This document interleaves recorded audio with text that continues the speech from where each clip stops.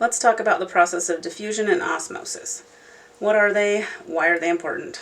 I'll do my best to give you my understanding of these two processes, and hopefully not cause you any confusion if your understanding of this is better than mine. First, let's remember our phospholipid bilayer, the plasma membrane, made up of hydrophilic heads and hydrophobic tails. Within that membrane are also proteins that aid in the transportation or facilitation. Okay, let's start with diffusion.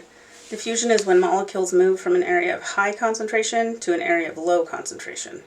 Cue the concentration gradient, or the difference between regions of high concentration and low concentration.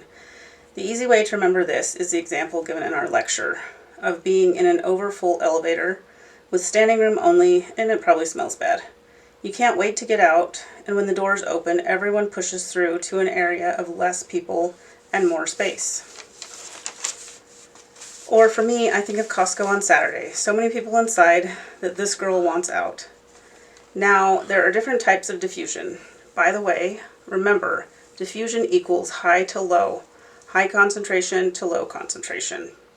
Diffusion is always passive, and no ATP is required.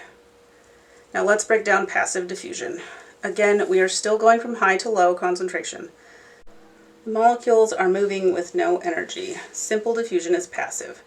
Molecules are moving across the membrane, sort of absorbing into the membrane because they are similar in nature as nonpolar.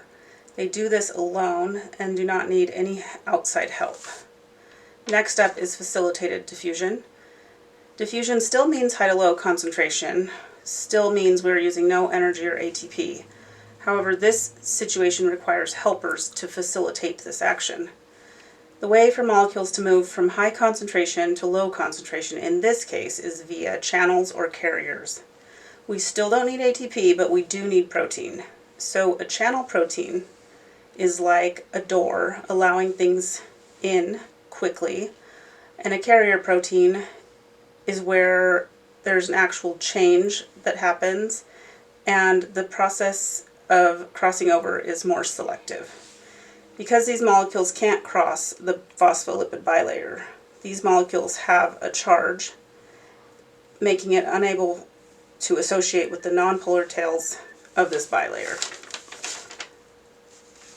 Okay, now that we understand diffusion, let's talk osmosis. While in diffusion we are talking about solutes. With osmosis we are talking about the diffusion of water, or the movement of water through that membrane. Because there is a difference, we are again talking about concentrations and solutes. But osmosis happens because the solute concentration is different and the goal is to have equal concentration on both sides of the membrane. Therefore, the water is what is doing the moving, back and forth to accomplish the equal solute. Water moves from a higher concentration to a more dilute situation. This can only happen when we have a membrane that is permeable to water. Okay, that's all I have to say about that. Hope this made sense and helped someone somewhere.